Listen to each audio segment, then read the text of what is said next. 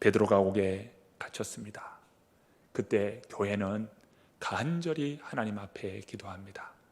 성경에 말씀하기를 교회가 간절히 기도했다고 말씀합니다.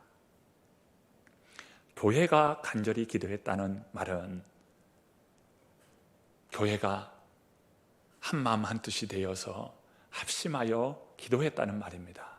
그래서 교회가 간절히 기도했다. 온 성도님들이 한마음 한뜻이 되어 합심하여 기도했다는 말입니다. 사도행전에 보면 이렇게 간절히 기도하며 합심하여 기도하는 모습을 목격하게 되지요. 사도행전 2장에 오순절에 성령께서 임하실 때에 온 성도들은 합심하여 기도했다고 말씀하지요. 그리고 사도행전 4장에 보면 이들이 한 마음으로 합심하여 기도할 때 터가 움직이면서 성령께서 역사해 주시는데 하나님 나라 복음의 역사가 그들에게 충만히 임함으로 그 하나님 나라 복음을 감당하는 교회가 되고 성도가 되었다고 말씀합니다. 합심하여 기도할 때 놀라운 역사가 일어나는 것을 사도행전이 증거해 주고 있습니다. 오늘 본문에서도 이 베드로가 옥에 갇혔을 때에 교회는 합심하여 기도하였습니다. 저는 바라기를 우리 새로남 교회가 합심하여 기도하는 교회가 되기를 바라고 우리 성도님들 또한 기도하는 성도님들이 되시기를 바랍니다. 이처럼 합심하여 기도하였습니다. 예루살렘 교회는 절체절명의 위기 가운데 있지요. 베드로 사도는 옥에 갇히고 야고보는 이미 순교하여 죽었고 교회가 위태위태한 상황 가운데 있습니다. 이런 일이 생기면 교회는 함께 모여 의논하지요. 서로 의견을 내면서 어떻게 하면 좋을까 서로 의논을 합니다. 의논하다 보면 이런 일들이 생기죠. 지금 베드로가 옥에 갇혔습니다. 우리가 이대로만 앉아 있을 수가 있습니까? 우리 교회는 젊은 청년들도 있고 젊은 남자들도 있는데 옥에 지금 갇혀있는 베드로를 구출해냅시다. 구출해내는 것이 좋겠습니다. 이런 의견들이 나오고요.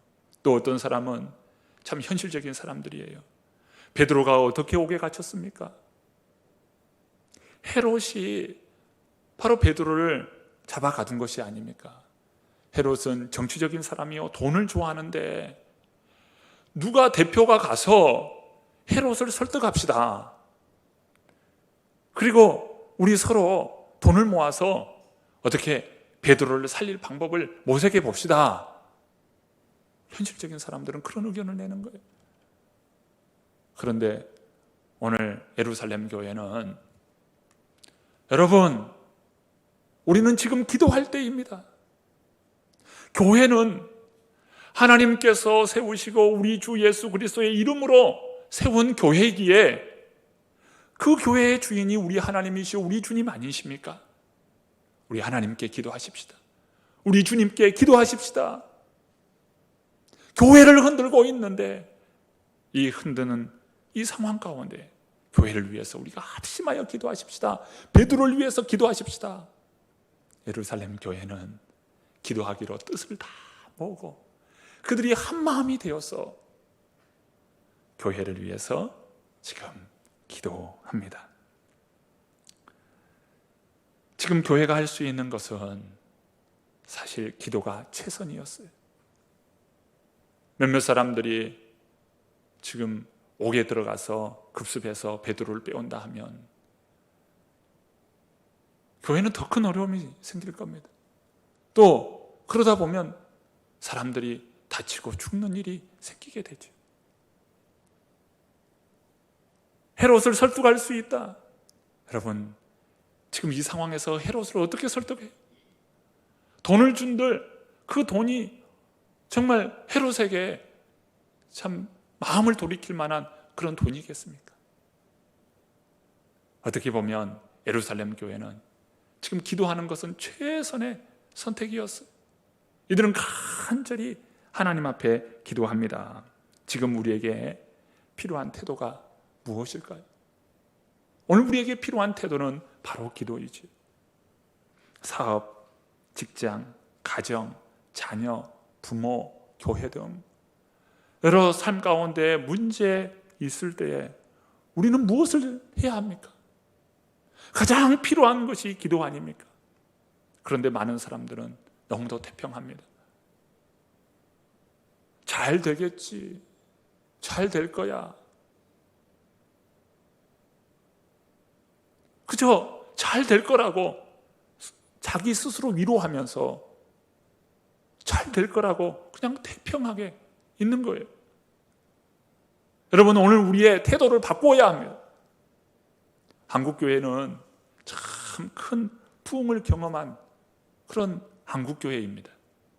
한국교회가 이처럼 크게 부흥할 수 있었던 그 실마리는 바로 평양 대부흥운동에 있어요. 1907년 평양 대부흥운동으로 말미암아 한국교회 급속도로 성장할 수 있는 그런 기반, 발판을 마련했습니다. 그런데 평양 대부흥운동의 핵심은 무엇입니까? 어떻게 평양 대부흥운동이 일어났습니까? 바로 회개와 기도였어요. 회개와 기도를 통해서 평양 대부흥운동이 일어나면서 이 한반도 전역에 부흥의 역사가 일어나게 된 것입니다. 회개와 기도예요. 그런데 언제부터인가 한국교회가 기도하기가 참 기도의 소리가 점점 사그라들고 있어. 마가 다락방에 임하였던 그 간절한 기도가 이 대한민국 한국교회에 있었단 말이에요. 대한민국을 가리켜서 아침이 밝은 나라라고 했어요. 무슨 말입니까? 새벽을 불야성으로 밝히면서 교회는 뜨겁게 기도했어. 아침이 밝은 나라, 대한민국이. 그런데 점점 기도가 사그라들고 있는 거예요. 기도가 사그라들니까 교회의 영적인 힘이 점점 떨어지고 있음을 보게 됩니다. 우리 안에 참 이러한 간절함, 절박함이 없습니다. 왜 이처럼 간절함과 절박함이 점점 사그라들까요? 이것은 너무 부자가 많은 거예요. 나는 더 이상 필요한 것이 없다고 생각하는 거예요. 넉넉하다. 나는 필요한 것이 없다. 그러므로 기도하지 않는 거예요. 기도가 점점 사그라들어요. 결국 기도 시간이 줄고 간절함도 사그라드는 것이죠. 지금 우리의 최대 문제는 하나님의 말씀이 없고 성경 공부를 안 해서 문제가 아니라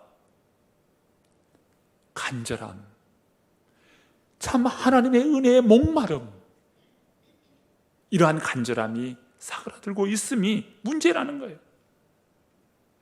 한때 세계적으로 기도를 가장 많이 하는 교회는 단연 한국교회였어요. 한국교회 하면 새벽 예배고 새벽 기도회고, 참 일주일 가운데에 얼마나 많은 예배가 있습니까? 새벽 기도회가 있죠. 수요 예배가 있죠. 금요 기도가 있죠. 주일 예배가 있죠. 예배가 부족한 게 아니에요. 오늘 우리가 하나님의 말씀을 몰라서 오늘 영적인 힘이 떨어지는 것이 아니에요. 무엇이 문제예요? 오늘 우리의 기도가 사그라들고 있다는 거예요. 여러분, 1990년도를 경험해 본 우리 성도님들이 계실 겁니다. 1990년대에는요, 이 올레이션스라고 하는 경배와 찬양학교, 이것이 전 나라에 하나의 운동처럼, 들불처럼 일어났어요. 그게 왜 중요하냐면요, 이때 이 청소년, 청년들이요, 그 단순히 경배와 찬양학교라고 해서 그 찬양 부르는 그 찬양이 아니라 그곳에서 얼마나 뜨겁게 기도했는지 몰라요. 눈물로 회개하면서 기도하고요, 하나님, 내가 순결을 지키겠습니다. 하나님, 주님이 나를 보내셔 나를 써주시옵소서. 결단하면서요, 내가 그 나라를 품는 선교사가 되겠습니다. 내가 이 땅에 복음 전도를 감당하는 사람들이 되겠습니다 라고 하면서 자신의 각자 분야와 자신의 그 삶의 자리에서 내가 과학자로서 선교사가 되겠습니다. 내가 어떤 직장 안에서 선교사가 되겠습니다. 이 선교사 마인드로 그때 결단했던 그런 운동이 크게 일어났습니다. 젊은 청소년, 청년들이요, 눈물 흘리며 기도했고요, 전국에서 그런 기도 운동이 일어났습니다. 지금 보십시오. 지금 우리의 다음 세대 청소년, 청년들의 영적인 기반을 보십시오. 이들의 영적인 기반이요, 기도의 기반이 없고 하나님을 예배하는 기반이 없어요. 우리 먼저 믿는 저희들이 정말 우리의 무릎을 꿇고 주님 앞에 간절히 기도해야 하지 않겠습니까? 하나님이 이 시대 안에 참 주님의 말씀을 가진 거룩한 믿음의 사람들이 일어나게 하여 주시옵소서. 기도의 사람들을 일으켜 주시옵소서. 저의 기도이고 또 우리 성도님들이 함께 참 기도로서 세워나갈 수 있는 놀라운 역사가 있기를 바랍니다. 이 시대 안에 기도의 사람들이 일어나야 돼요. 특별히 우리의 자녀들 안에서, 우리의 다음 세대들 안에서 이렇게 기도하는 다음 세대가 일어나야 할 줄로 믿습니다. 우리 거룩한 손 들어서 참 주님, 제가 주님의 말씀에 순종함이 결단합니다. 이런 결단의 마음이 오늘 우리 안에 있어서 지금 바로 기도의 무릎을 꿇고 주님께 나아가겠습니다. 바로 실천할 수 있는 저와 여러분 되기를 바랍니다. 자, 본문 12절 말씀 읽어봅니다. 함께 읽습니다. 깨닫고 마가라 하는 요한의 어머니 마리아의 집에 가니 여러 사람이 거기에 모여 기도하고 있더라. 베드로는 온전히 깨어납니다. 천사가 나를 이렇게 인도하여 나를 살려주고 있구나. 그리고 그는 곧장 마가 다락방에 갑니다. 마가 다락방은 어떠한 곳입니까? 예수님께서 최후 성만찬을 지냈던 곳이 마가 다락방입니다. 그리고 사도행전 2장에 오순절 성령의 강림의 사건이 일어났던 곳이 바로 마가 다락방입니다. 그 마가 다락방은 기독교 최초 교회를 세우는 바로 그 장소가 마가 다락방이었어요. 역사적으로 얼마나 의미 있고 중요한 자리입니까? 베드로는 곧장 바로 마가 다락방에 간 것입니다. 갔는데 어떤 일이 일어나나요? 본문 13절과 14절 말씀을 읽어봅니다. 읽습니다. 베드로가 대문을 두드린데 로데라 하는 여자아이가 영접하러 나왔다가 베드로의 음성인 줄 알고 기뻐하여 문을 미쳐 열지 못하고 달려 들어가 말하되 베드로가 대문 밖에 섰더라 하니, 베드로는 대문을 두드립니다. 대문을 두드리자 한 여자아이인 로데라고 하는 아이가 문을 열러 나오는 거예요. 누구냐? 예, 저 로데예요. 나 베드로다. 로데는요, 깜짝 놀랐어요. 베드로 사도가 죽는다고 알고 있었는데, 헤롯에게 붙잡혀서 오늘 이 아침에 죽는다고 했는데, 지금 사형 판결을 받고 이 아침에 죽는다고 했는데 그 아침에 살아서 돌아온 거예요. 베드로, 이 로데가 깜짝 놀라는 거예요. 베드로 서 있는 대문을 열어주는 것이 아니라 깜짝 놀란 나머지 기뻐하여서 문 열기를 그만두고 다시 또 올라가는 거예요, 다락방으로. 그래서 그 사람들에게 이야기합니다. 성도들에게 이야기하는 거예요. 베드로가 살아서 돌아왔습니다.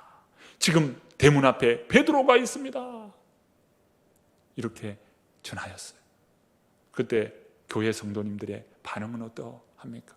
자, 본문 15절 말씀 읽어봅니다. 함께 읽습니다. 그들이 말하되 네가 미쳤다 하나 여자아이는 힘써 말하되 참말이라 하니 그들이 말하되 그러면 그의 천사라 하더라. 초대교회 성도님들은 한 자리에 모여서 합심하여 간절히 하나님 앞에 기도했습니다.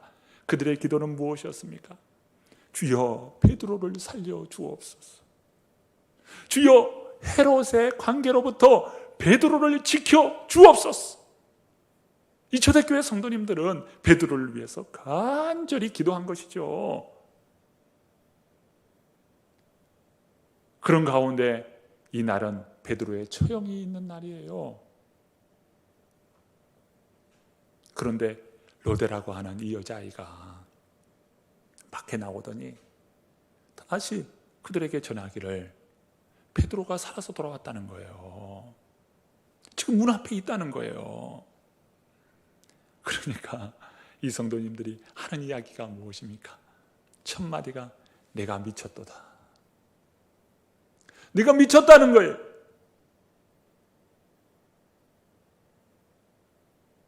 네가 헛것을 보고 헛것을 들은 것이 분명하다. 네가 미치지 않고서야 어떻게 베드로가 돌아오냐. 그런데 이 여자아이 로데가 아니라는 거예요. 내가 말하는 것은 참말이라는 거예요. 여러분, 지금 교회 성도님들은 얼마나 베드로를 위해서 간절히 기도했나요? 교회를 위해서 얼마나 간절히 기도했나요? 참 베드로가 지금 살아서 돌아왔어요. 베드로가 살아 돌아왔단 말이냐? 하나님께 감사하자. 하나님께서 우리 기도를 들어주셨다. 우리 모두 하나님께 감사하십시다. 그리고 빨리 가서 베드로를 영접하십시다. 이렇게 나와야 되지 않을까? 그런데 이들은 그 여자아이를 향하여서 네가 미쳤다는 거예요. 참말로 베드로가 맞습니다. 베드로가 왔습니다. 베드로가 왔습니다. 그때 이 성도님들은 또 어떻게 이야기합니까? 그건 베드로를 지키는 수호천사야. 그 천사를 보낸 것이야. 베드로가 어떻게 돌아올 수 있겠나? 헤롯이 어떤 사람인데, 야고보도 칼에 죽었는데 어떻게 베드로가 그 감옥에서 나올 수 있단 말인가? 그들은 도저히 믿지 못한 것이죠. 이것을 보면 어떤 것을 알 수 있나요? 기도와 응답 사이에 간격이 벌어졌다는 것이에요. 그런데 많은 신앙인들은 기도와 응답 사이에 이처럼 너무도 많은 간격이 벌어져 있는 것을 봅니다. 열심히 기도했어요. 간절히 기도했어요. 뜨겁게 기도했어요. 합심해서 기도했어요. 기도의 제목을 두고 그 간절히 서로 기도 친구들이 함께 모여서 기도했어요. 그러면서 응답에 대해서는 어떻게 합니까? 믿음으로 응답을 확신하지 못하고 이것은 어렵겠지. 이것은 안 될 거야. 기도할 때는 저 사람이 믿음 있는 사람처럼 보이는데 삶 가운데서는 믿음의 삶을 살지 못하는 이유가 왜 그렇습니까? 기도와 응답 사이에 간격이 벌어졌기 때문이에요. 여러분, 기도는 반드시 응답됨을 여러분 믿으시기 바랍니다. 기도와 응답은요, 믿음 안에서 하나로 합심하여 확신하는 그 하나, 한 몸체예요. 기도와 응답은요, 한 몸체예요. 기도와 응답이 따로 떨어져서 이루어지는 것이 아니에요. 기도와 응답은 한 몸체로 여러분 믿음으로 확신할 수 있기를 바랍니다. 이 성도님들은 확신하지 못한 거예요.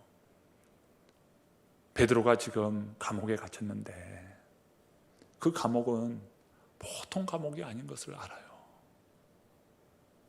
몇 겹이 쌓여서 지키고 있는 그런 헤롯이 철통같이 지키는 그런 감옥이었어요. 그리고 이미 사형 언도가 나서 참 이 아침에 그 사형 판결을 집행한다는 것을 이들이 알았기 때문에 어떻게 베드로가 살아올 수 있는가? 그들 마음속에서 이미 베드로는 살아오지 못한다는 것을 마음에 이미 확신하고 있는 것입니다. 자, 16절 말씀 또 읽어봅니다. 읽습니다. 베드로가 문 두드리기를 그치지 아니하니 그들이 문을 열어 베드로를 보고 놀라는지라. 베드로가 문 두드리기를 그치지 않았다고 했어요.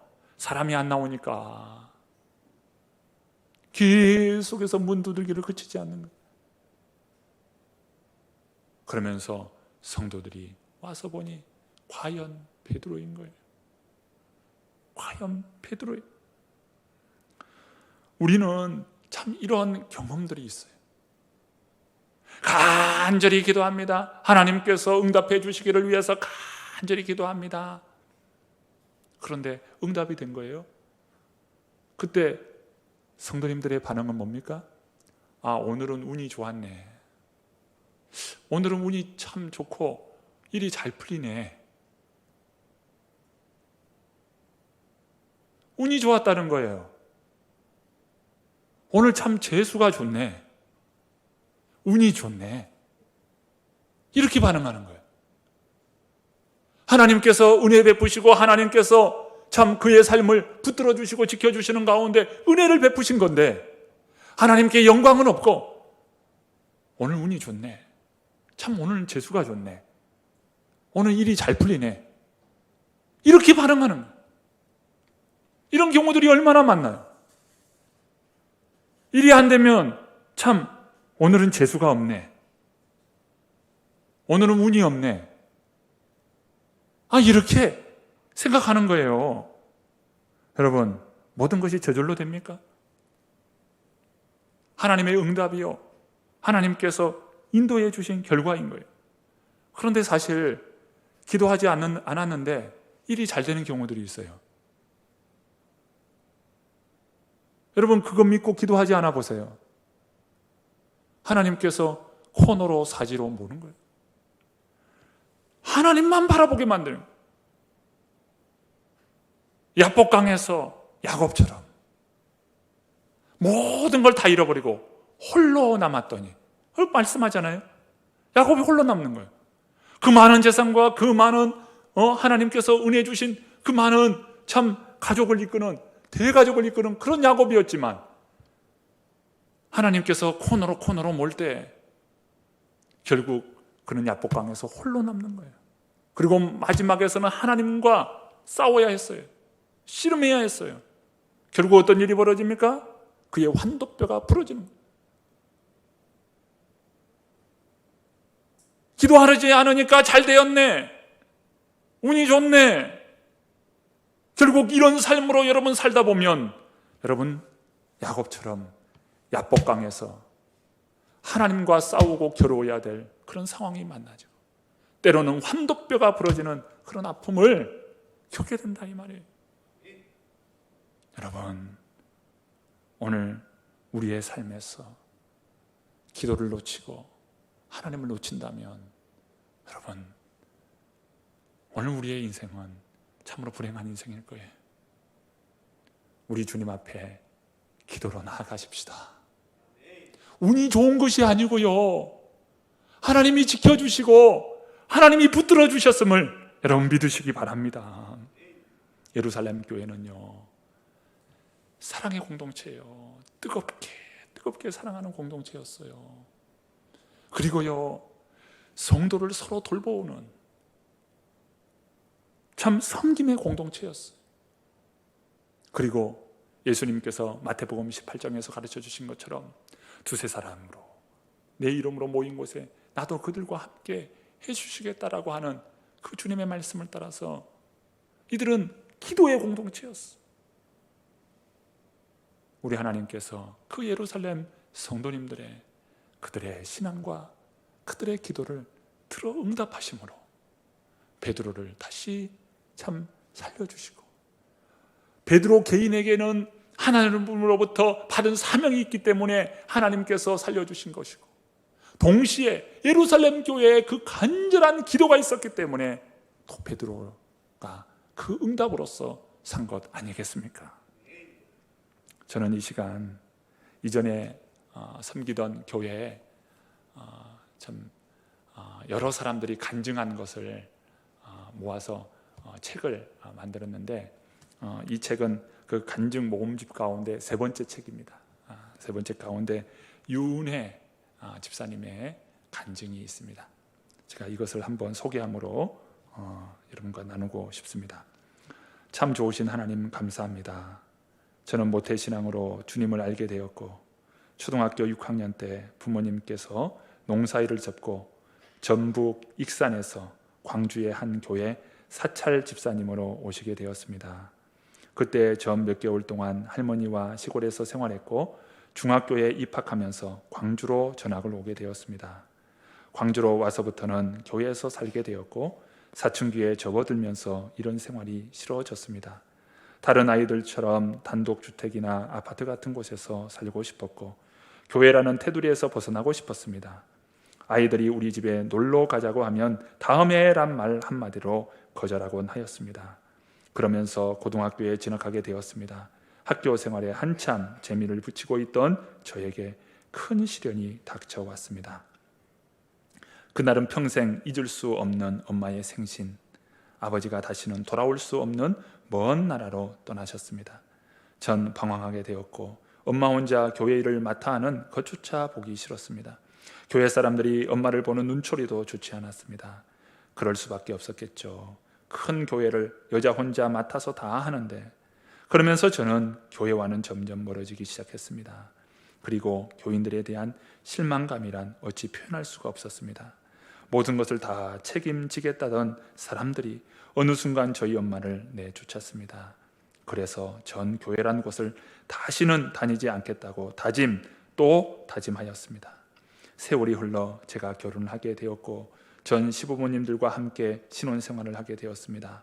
3년이란 세월을 시부모님들과 함께 살면서 정신적으로나 육체적으로 많이 힘들었습니다.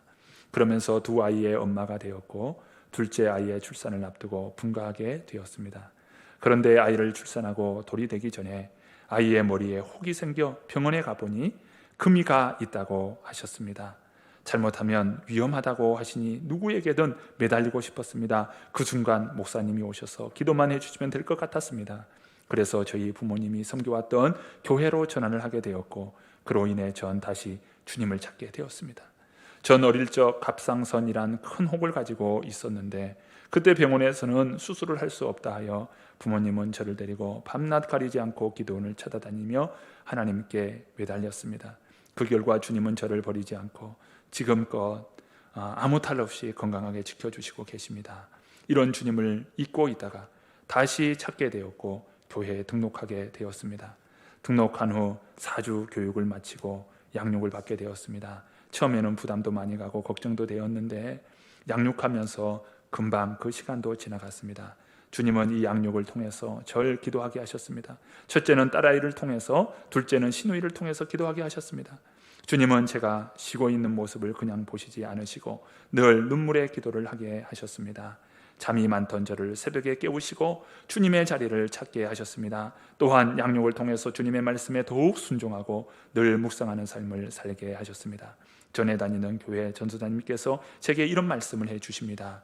사람이 마음으로 자기의 길을 계획할지라도 그 걸음을 인도하는 자는 여호와시니라. 전 이 말씀대로 우리의 모든 것을 인도하시고 지키시는 주님을 늘 찬양하며 기도하는 삶을 살기를 원합니다. 교회에 보내주시고 늘 쉬지 않고 기도하게 하시는 주님을 찬양합니다. 할렐루야, 아멘. 한 성도님의 간증이죠. 여러분, 오늘 우리의 기도, 오늘 우리의 간절함의 기도, 여러분 참 내가 기도의 자리를 다시 회복해야 하지 않겠습니까? 우리 성도님들이 참 기도의 자리를 회복할 수 있기를 바랍니다.